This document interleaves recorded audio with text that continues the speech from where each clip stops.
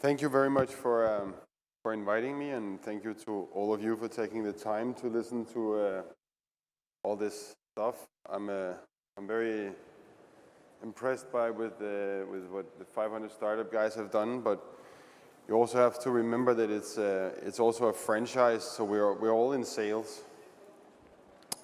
Yeah. So how do I do this? Can we actually go? Yeah, so I basically build companies.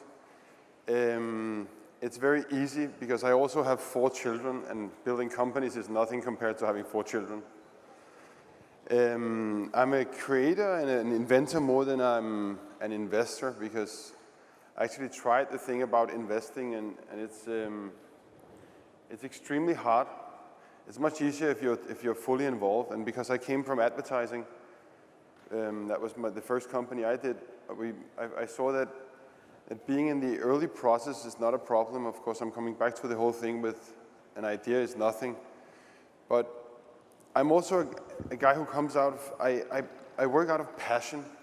So I think this is a classic history where I met some guys who found out that they could gene modify a plant, and if that plant, when its roots would connect with TNT, then it would turn red. So we came on every news media in the world. We were celebrated because we actually made a plant that could detect landmines, and then it would turn red. And I spent 2 years with the guys and $1 million because it was such a beautiful project. The problem was that nobody thought about how do you actually plant this plant. Kind of blows up when you plant it. So that's a classic failure that happens all the time when you arrive with passion, but that's how I do it. I also see the craziest companies in the world. So I have people like this woman. Do we have sound? Doesn't matter, but my inbox is full of this. People who want to start crazy companies, like this woman who wants to start a flute company. Makes no sense, but she succeeded because she had the drive. I've also been extremely lucky to be early into Kazaa, that turned into Skype, that turned into something called Bulgard, that turned into TradeShift. And I mean, none of this was done because we wanted to build a billion-dollar company. It was because Skype was because we had a lot of phone calls internationally and we couldn't pay for it. Then we started looking into the idea of maybe making a service so we could talk for free over the internet. Bulgard was because there was a lot of viruses flying around. So purpose-driven has always been what I've been deepest into, and I've been super lucky to make a big amount of money from the investment. Is early in Skype, but I didn't even invest in Skype. I just gave them money for their apartments because for me it was a passion. And I've also been lucky to make a lot of money from owning very small shares in companies that I will definitely advise against, because having this very spread angle, I think can only be done by guys like Dave you just heard before, because he's in the center of the startup universe in Silicon Valley. All his friends have been building and himself have been building billion-dollar companies. They are the ecosystem. Here you have to, when you start investing in startups and you start in an early ecosystem like here, I think this is very close to where I came from in Denmark 10 years ago, because there's not really an ecosystem, but there's a lot of brains and you can easily do it. Just be very careful with, do your math when you can get your money back. I'm coming back to that. So what we do, we execute very, very early versions of minimum viable products. And I have people, most of my own ideas from the last 20 years, I've been probably forming more than 300 minimum viable prototypes of products. We hack them extremely fast. We're fully aware, and it's annoying that we keep saying it on stage, but a lot of these companies do die, so we have to state it. And the new thing that I see right now is there's a lot of entrepreneurs doing pretty interesting companies with zero code. They simply just take a small idea This one, Stuart, he's basically just doing a service on top of Airbnb in Thailand. So he signed up 1,000 homeowners in Thailand. He has zero technology. He has a Google spreadsheet, and he's using Zapier for some integration so he can send himself reminders and the homeowners, and it's all working on Airbnb. It's actually possible.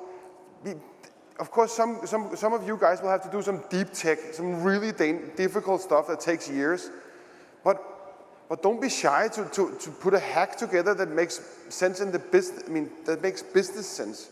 I think that's what I'm missing a little bit, because ideas are worth nothing, like zero. Let me see. It's all about executing them right now and quick, and then I think I'll just spend a couple of minutes on letting you. I mean, let us think about how extremely lucky we are. We are at the early beginning of what's going to happen. I think we're straight out lucky. So, first of all, I would, if I was thinking about going into startups or anything in this world, and you're spending a Monday here, so you're probably interested, try to understand exponential, what it means in many senses. Our brains have a lot of trouble understanding exponential, that if I take 10 steps of 2 meters, I kind of walk 20 meters. But if I take 10 steps, and the first is 2 meters, and then I double to 4 to 8, then I end up walking 1,024 meters. The brain nearly can't understand exponential, so think about that a lot. Also, for a company, it's very interesting that if you have a weekly growth rate of 5%, then you have a yearly growth rate of 12 times. But if you have 10%, it's 142 times growth. The brain nearly can't take it. And that's also, if you have a chance, or you're rich enough, if you have a rich uncle who wants to pay for you to go to the Singularity University, I would definitely advise for that. It's very, very interesting. And then, of course, you have to grow and understand KPIs. Everything has to be number-driven, also inside your company. But coming back to the beginning, there will be a billion people with a phone in their pocket, new phones coming out over this year. The price is going under $50. Most people who get these smartphones around the world, and don't think about the US and Europe. Europe is dead anyway. Just be happy that you're in a growth market. Then you have an opportunity to serve people on platforms that are going instantly online. They never had a computer. They're instantly on this device. And then remember again, go back to the numbers. You know, the winners are the guys who gave away the operating system for the new phone. Android is everything. iPhone is only for you and your rich friends. Android is for the masses, and I think the masses are very interesting to look at. And even Bill Gates couldn't crack that. Nobody has a Windows phone. Kind of weird. Then another big trend is education. There's no end to what you can learn. All my children once in a while come down to the living room and show me that they can play guitar or whatever. And then they just went on YouTube and learned.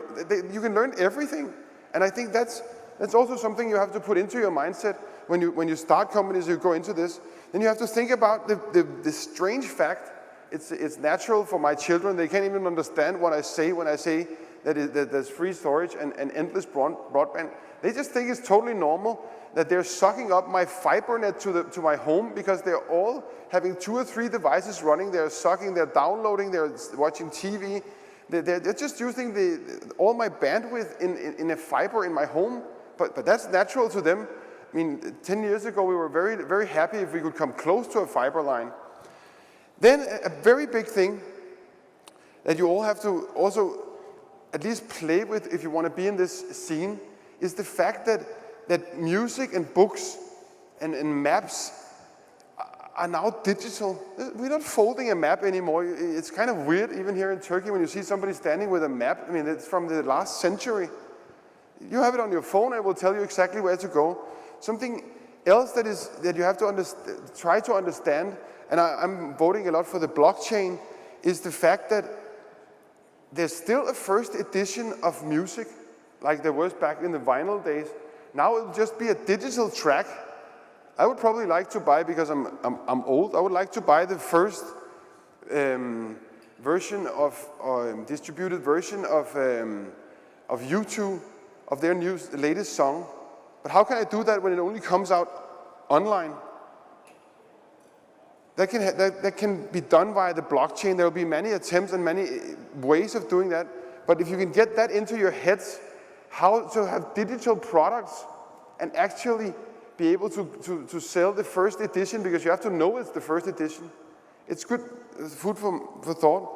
Then of course we have to think about, what does it mean with all this automation? Right now we only see it in nice pictures, and we see it from Google, that they're putting out a car. When I see these things in my little brain, I think the other way around. How does this work? Because I'm still a little bit of a geek. I know that when Google started this project, the camera you see on top costed $180,000. How could they ever think about making a self-driving car when the camera would be that expensive? But the Google guys are extremely smart, and they also have a lot of money. But they also knew that the price of this device would go down. So some of the latest cameras, the tablets from Google, from Motorola, just has this camera inside, because now it's down to $200, $100. So they're just betting on again, exponential or Moore's law, that the computer power is going endlessly up, and the prices of all these things are going down. I mean, remember, you have a computer in your pocket right now that would 20 years ago cost about $50 million.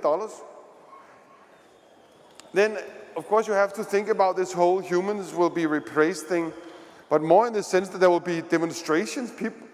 There are demonstrations now against artificial intelligence, because it's going to take a lot of jobs away, and it's a really tough discussion, and it's going to be really hard when there are machines and robots, or small robots, or programmable devices that could be like a robot all over. Then how do you do this? How do you create jobs? And how do you avoid that we're not all just going to sit at home? Or you can do like we have in Denmark, where I come from. We have a welfare system, so everybody gets paid to do nothing, because that's how we do it. But we're probably ready for the jobless society without knowing, which may be just lucky. Then of course the 3D printer is changing everything. I'm showing you all this just to open the minds, because you have to think much larger if you want to do something significant, or just do your own business and understand the technology.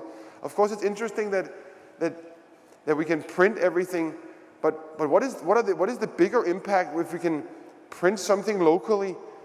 Then we don't need all the shipping. Maybe there's so many opportunities to be done. We're going to print our own medicine probably at one time, and it's not so far away actually. It's not all science fiction, despite the fact that it feels slow sometimes. So exactly how I work, it's more or less like this. Can you turn it up? Yes. Now I understand you might have some concerns about the financial disclosure. Speak. No. I have 8 people representing me at 8 simultaneous meetings in 6 time zones right now. I sit here, answer their questions, go back and take out the form of a single yes or no proposition. Well, then let me give that a try. Yeah, so I feel extremely lucky that I have a network all over the world, and we've been building companies all over the world. So, of course, it would be beautiful if people would call me with only yes or no propositions. It doesn't happen in reality. But on how to succeed, I think it's extremely important. And I also love that you just have us as motivational speakers. I mean, it could have been Anthony Robbins before me, and I could have been a bad version. We all want to tell you that you can actually do it, but the fact is, you have a huge chance. It's never been cheaper and more possible. You have to be extremely structured. While being creative, how do you be structured? That's very difficult. You have to repeat and repeat and repeat and repeat and repeat and repeat and repeat. Most of the startups you see right now who are extremely successful, they have pivoted. They have started with something else than they ended up doing as a billion-dollar company. Google went public without a revenue model. Don't go that route, but it's worth understanding. And I think really, you are in a melting pot. You have an extremely big chance of doing unique things here. At least where I come from, people are so lazy, they don't even think about it.